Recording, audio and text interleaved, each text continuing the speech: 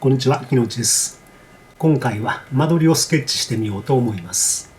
それでいつもの場所と違って作業用のデスクからお送りします。先日コメント欄に敷地34坪では中庭は難しいかなというご質問をいただきました。軽い感じでコメントをしていただいたんだと思いますが、こう返信しました。コメントありがとうございます。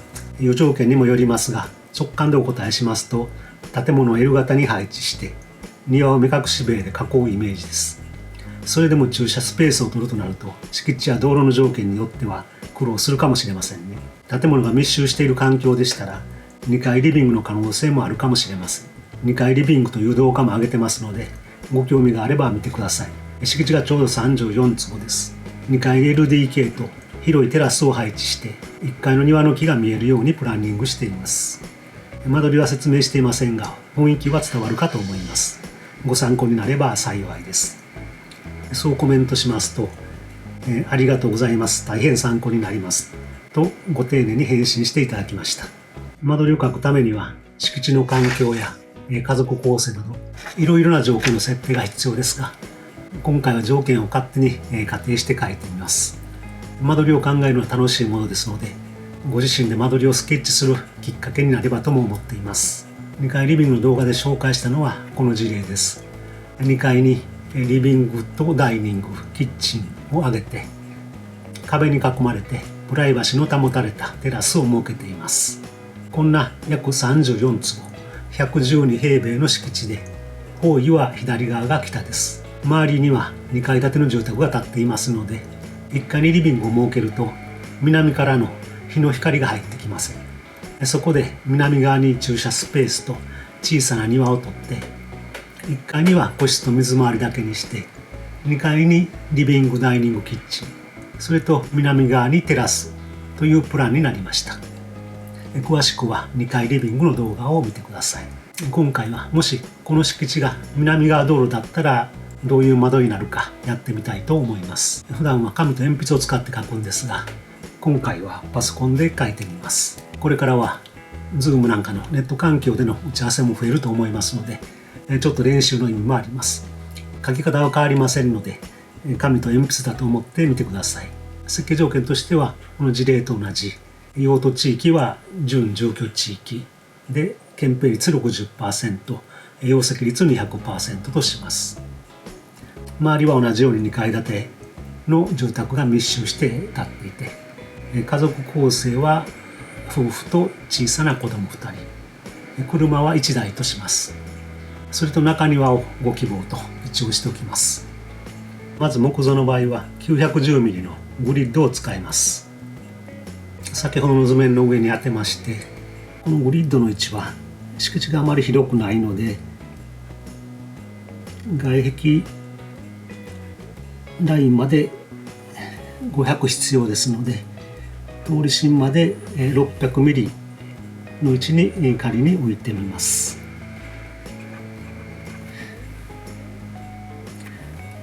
そして境界線をなぞってやります。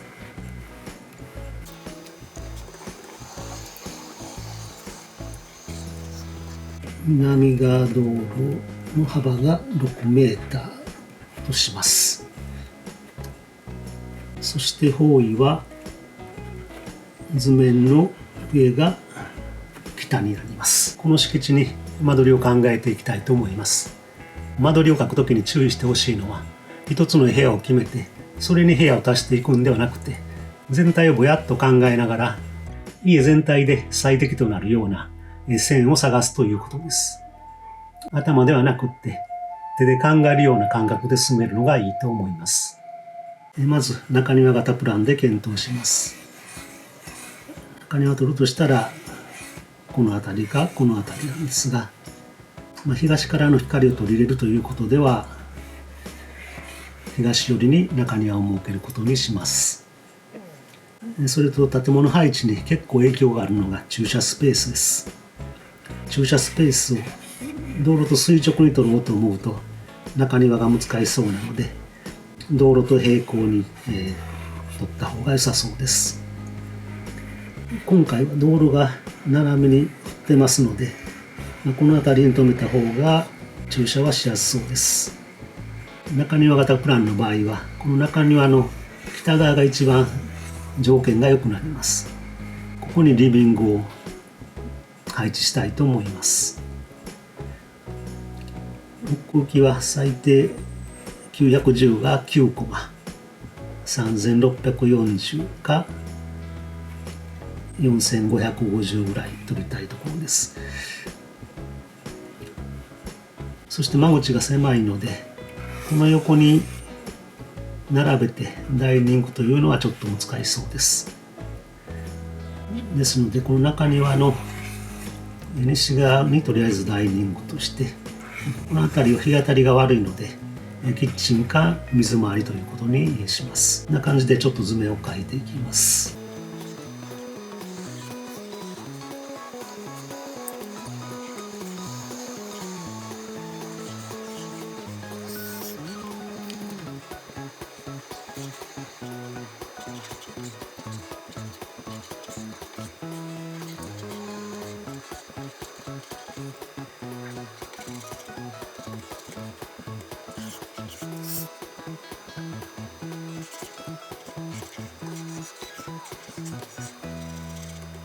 ちょっと階段が厳しそうなんですね。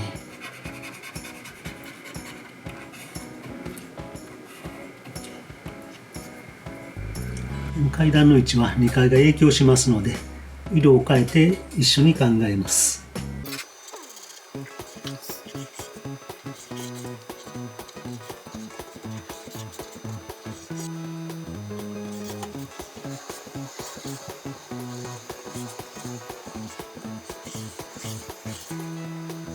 これぐらいである程度ボリュームが把握できたら、断面や外観も一緒に考えていきます。平面的にまとまってから立面図を考えようとする人もいますが、うまくいかないと思います。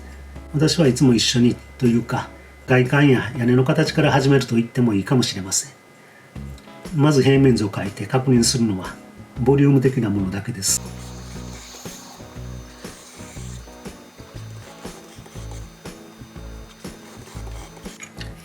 断面寸法は地面から1階の床までが 600mm、 1階の床から2階の床までが 2800mm、 2階の床から軒の高さまでが2700としておきます。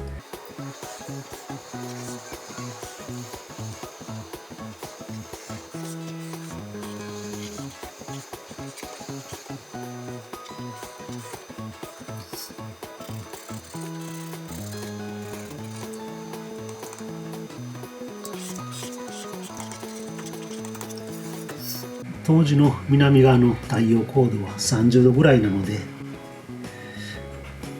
リビングに光を入れるためにはこの南棟は2階だとちょっと厳しそうです。道路から見た外観も抑えます。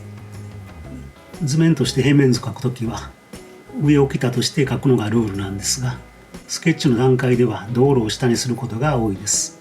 これは癖みたいなもんですが、そうした方が道路から見た外観を考えやすいのでそうしています。平面図の上からトレーシングペーパーを当てる感じで、道路から見た時に全体を2階にはできませんので、こちらが2階建てと平屋部分になります。ここでは単辺方向に素直に片流れでしょうか。2階リビングの事例は東側からの朝の光を入れたかったので、長辺方向に大きな屋根をかけています。今回は2階が個室なのでそんなに無理はありません。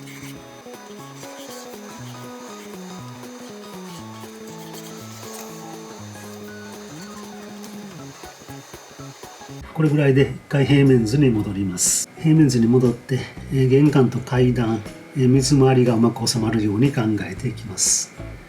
玄関を西側にとって中庭に面してお風呂と洗面というのもあるんですが、ちょっと中庭がもったいないので玄関を東側にしようかと思います。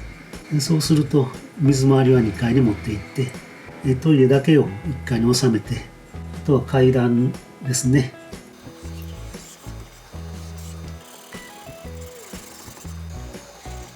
ちょっと階段が邪魔なので奥に持って行ってみます。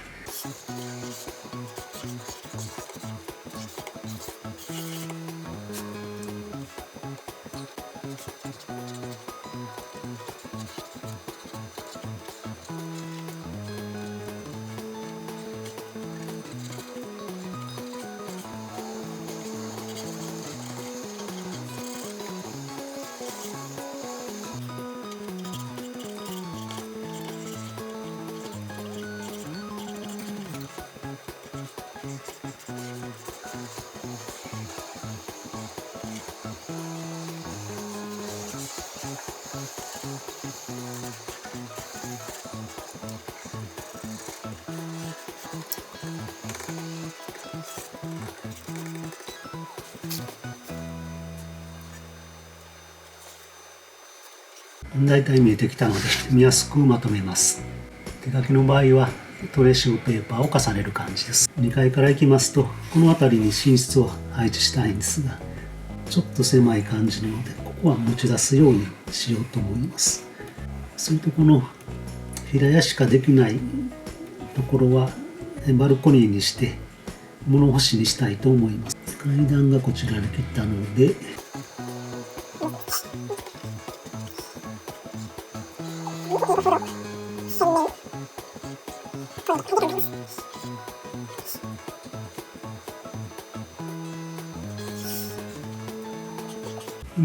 この辺りが子供室で、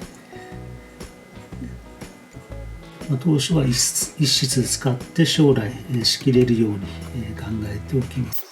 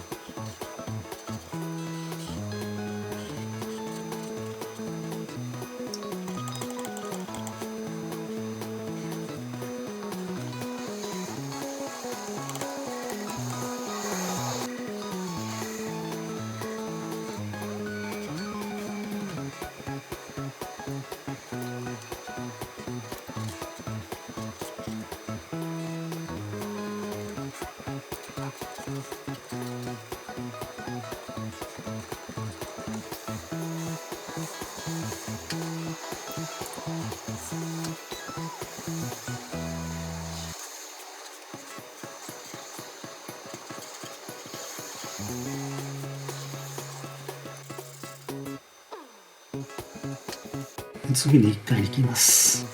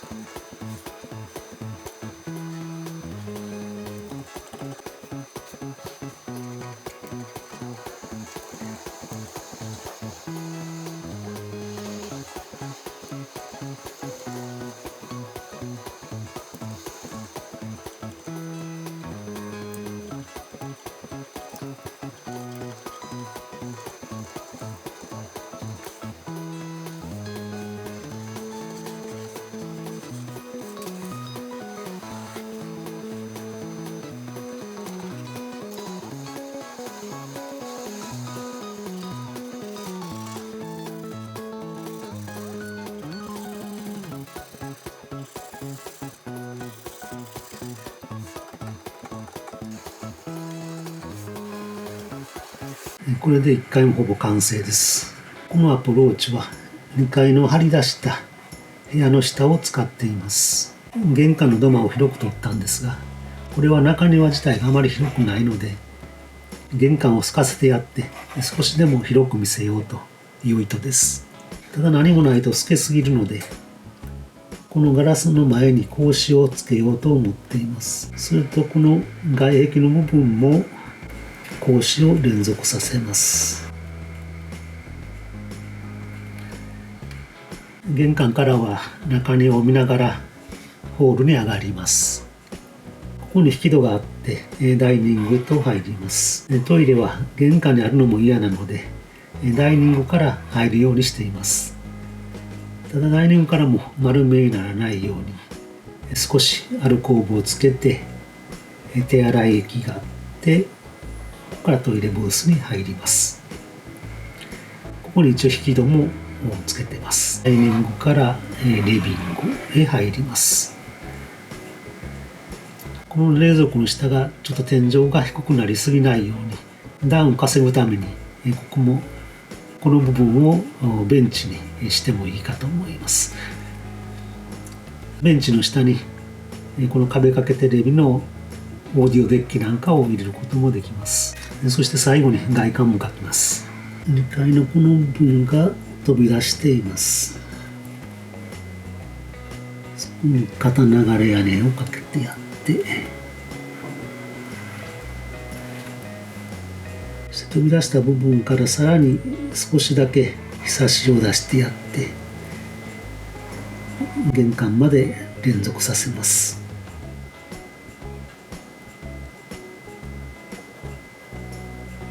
足側の壁は少し立ち上がってやって、干し場を隠してやります。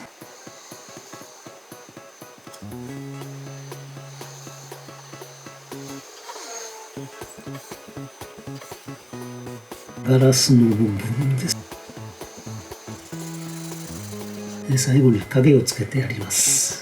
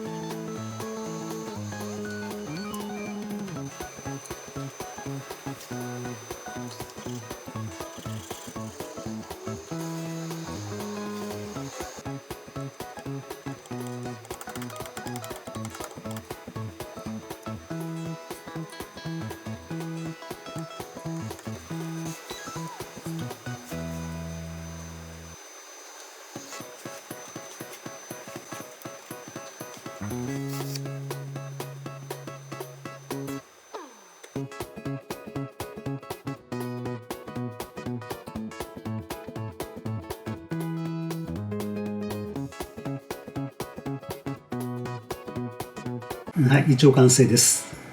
お手本になるかどうかは分かりませんが、なんとかまとまりました。実際の案件でしたらもっと練り上げるところですけども、今回はどんな感じで間取りを描いているかを見ていただくのが目的ですのでお許しください。敷地の影響が大きいということも感じていただいたと思います。この敷地の間口があと50センチ大きくて、その分奥行きが小さくなると、このプランは多分成立しません。それに方位が少し振っていても違ったプランになります。それに住む人が違いますので、決して同じプランにはなることはありません。いかがだったでしょうか。フリーハンドで間取りを描く面白さって伝わったでしょうか。私は建築をしていて、このエスキスの段階が一番好きな時間です。図面を製図したり CAD で描くのは作業という感じで疲れますが、このフリーハンドで描いている時間は楽しいんです。このフリーハンドで描いている時間は疲れないんです。子供の頃に将来の夢として夢いっぱいの間取りを描いた人も多いかと思います。昔を思い出して間取りをスケッチしてみてはいかがでしょうか。もちろん最終的にはプロの建築士に依頼して図面化してもらわないといけません。ただプロに頼むにしても希望を伝えるのは案外難しいもんです。希望自体がはっきりしない方が多いのではないかと感じます。そんな時に自分で間取りをスケッチしてみるといろんな方向に考えを巡らせるので、顕在化していなかった本来の希望を引き出すことができます。もしかしたら全部書き換えられるかもしれませんが、必ずその意思は伝わりますので、結果として自分たちらしい家に近づきます。こんなラフな間取りとはいえ慣れないんで書くのは難しいとは思うんですが、一度書いてみたい、挑戦してみたいという方がおられれば、間取りのスケッチの仕方の動画も作りたいと思います。そして書かれたプランを見せてもらえるなら多少アドバイスできるかもしれませんし、そうなったら面白いなと考えています。間取りを書くなんてめんどくさいでしょうか。またコメント欄にご意見いただけたら嬉しいです。それと先日のコメントのお返事ですが、南側道路でしたら中庭が可能な場合があると訂正させてください。今回は以上です。最後まで見ていただきありがとうございました。これからも家づくりに大切な情報をデザインの現場からお伝えしますので、ぜひご覧ください。それではまた次の動画でお会いしましょう。